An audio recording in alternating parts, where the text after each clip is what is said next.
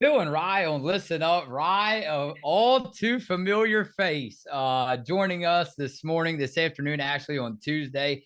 KK Arnold, we appreciate your mom and dad for making this happen. We appreciate everybody for making this happen. KK, first of all, thank you so much on behalf of Ryan and I. Congratulations on a beautiful freshman season. And thank you so much for coming on with us. I know a lot. I just talked to you before we actually officially hit the record button. A lot has changed since I came on the first interview with you last year, I believe. hmm Of course, Um, and thank you for having me as well. no problem. Go ahead, Ryan. You have anything? Yeah, I just wanted to go back to kind of the beginning of last season when you guys kind of had some injuries. First arrived on campus as a freshman. Not a lot of huge expectations on you. I don't guess you really expected to make a huge impact, but when some of those injuries started to pile up, you kind of just got thrown into the starting lineup and expected to do a lot more to impact this team and try to win games. So, how are you able to just adjust to kind of just getting thrown into the starting lineup? And do you think that'll help you going into the beginning of this season? Kind of like you guys said, like being thrown in there was like something like we didn't expect at all, especially like our whole freshman class.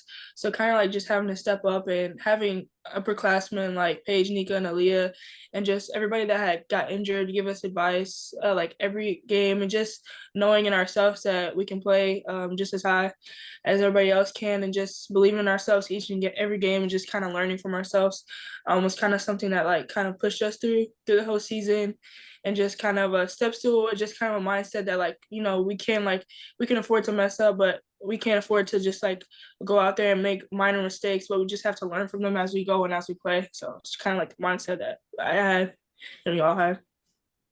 Yeah, so I had to tell you, KK, I was in Miami last week, vacation down there, and it was on. I had to shout out to Sean Hurd for this. I referenced this article when I was talking to Morgan Valley earlier this morning. If you don't mind, I'm going to bring this up again. This topic here. It was on Anscape, and it. I had a notification pop up on my Mhm. phone. I'm like, oh boy, again, we're so grateful for you to come on with us and to have the kind of a friendship that we have with you. We can't appreciate you enough. So I read the notification, opened up the article, great article, and we love Ryan and I love to read it. But what really stood out to me was the end when you brought up about a few of you guys, Paige, Yana, and Patterson. You said you've been really into Legos a lot lately, Mhm. and just talk about a little bit about that chemistry.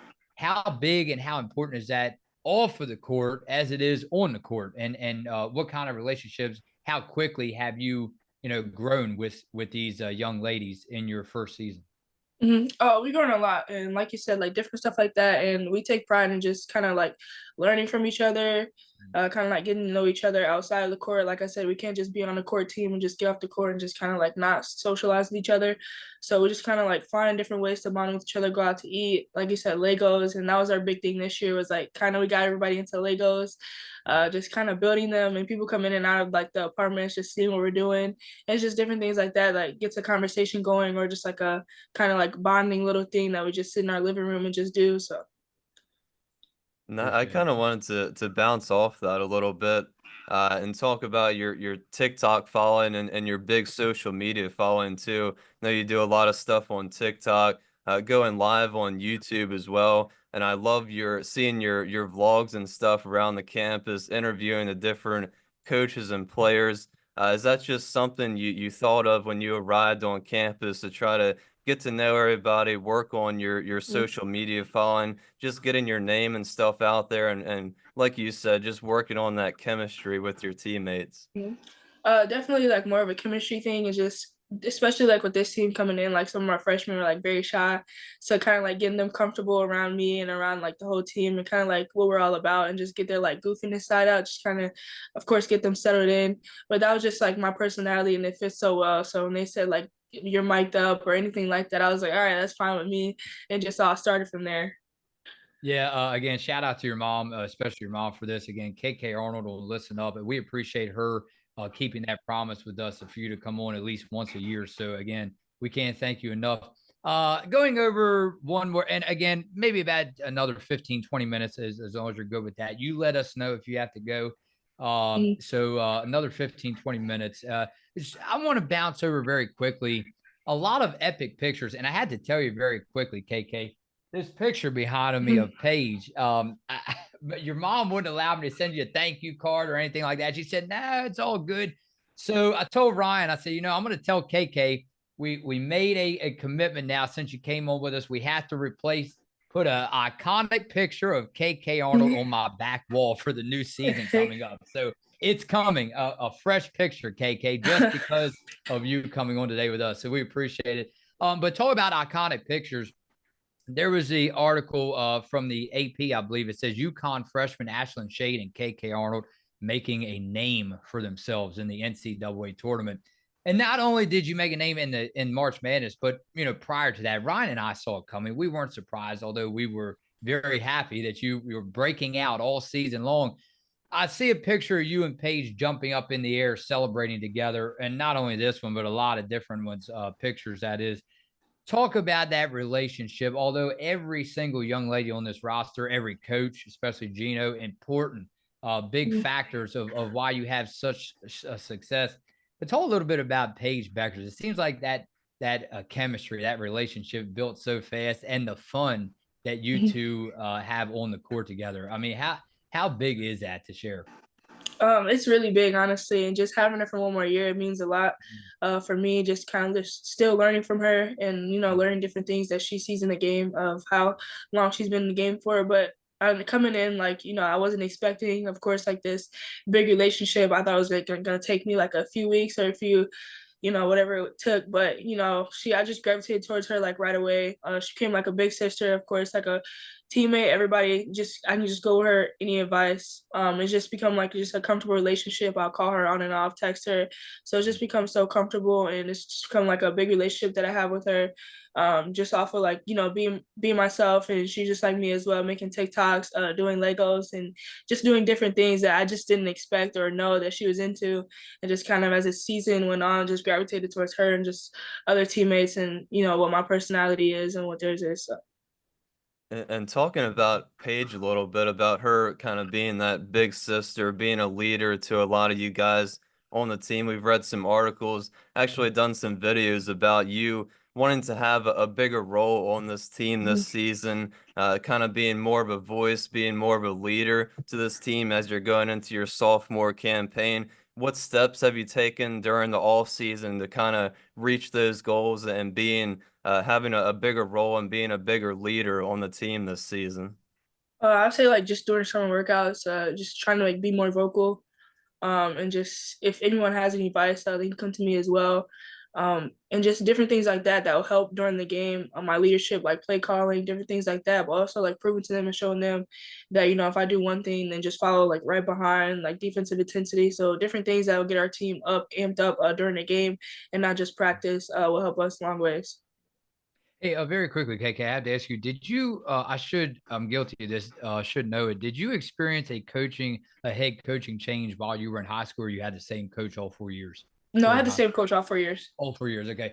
Because Hmm. the reason why I'm getting into that topic very quickly, if you don't mind, how big was it for you to find out about that Gino Auriemma contract extension, knowing that you will be Hmm. playing under him more than likely for the rest of your college career?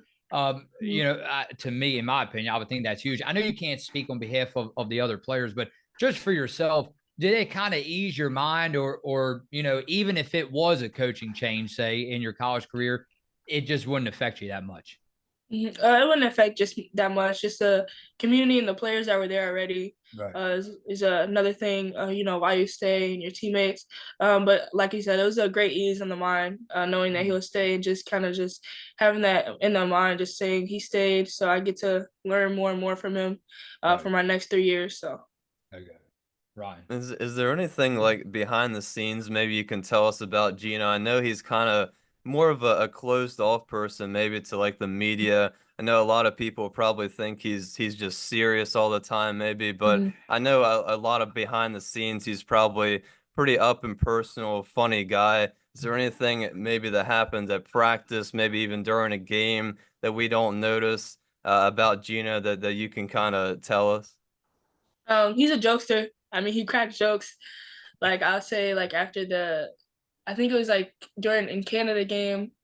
We were playing in Aaliyah's hometown, of course, and we played them, and he just kept cracking jokes about, how like all the freshmen are having good games because we're playing against our old high school competition, and just things like that. He cracks the jokes just to get us more open and comfortable with everything, and he's that type of person. I mean, he's serious. He wants what's best for you, and it's a serious moment, but also like he knows when to like just like kind of joke around and ease our mind a little bit before we get back into it. So. No, all right. So according to thank you, Ron, for that. According to NCAA.com, KK, you had a total of 39 games this past season, right? Your freshman season. And I'm seeing that you ranked 17 on the list in steals, that is, with I'm trying to look at the row here, with 90, it looks like. So I wanted to just take me back. And again, it was tough to talk about this with Coach Valley, but I had to bring this topic up here. Take me back to that game against the Final Four game against Caitlin Clark and the Iowa Hawkeyes. What was it that stood out the most? Try to paint, if you can, for me, very quickly, and for all of our subs, beautiful people to come through and support us and you and the Huskies. Can you try to paint the picture for them, people who wonder what it's like as a player to come out, on that big stage? Of course, Ryan and I was watching you, cheering hard for KK with our popcorn and everything, right? But what was it? I mean, what was it? Did you recognize just a couple people in the crowd, or did the noise take you over? What was it like, especially in the beginning when that ball tipped off in that Final Four game? I would say like during warm-ups, we came out for warm-ups, it was like kind of like a shocking moment just because like I've never been in this like type of environment, of course, Right. like how many people were there. But I would say like once I got through warm-ups and everything, I just kind of like shut everything off and shut everything around me just kind of off and just kind of like just mind just the game, coaches and teammates, and that's all it. That's all it. So when the ball went up, that was just kind of like the main focus is like the game, was subjective during the game and stuff like that. I mean, I didn't let the crowd affect too much. I kind of just blocked that off because you can't listen to the crowd or anything, the noise around you. It's too much during the game. Right. And I know when we talked to Coach Valley before this, she said she's actually watched that Final Four loss to Iowa a couple of times during the season. Have you watched the game any, watched the highlights, watched over any film? Are you going to use that loss as motivation for this season? What do you think about the roster this season, having a couple of new faces in the mix? Hopefully you guys can stay healthy finally this season. Do you think that the team has what it takes to reach that Final Four again and hopefully go to that national championship game? Sarah Strong, let's get it. Sorry, I had to say that. No, definitely. I definitely watch film of old games, just kind of trying to learn for myself and what I need to better for myself for this upcoming season.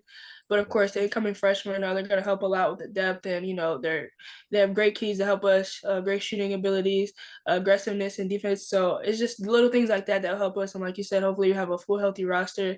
We can play at full strength and just little things like that. But I would say like just take it one game at a time and just learn each and every game from.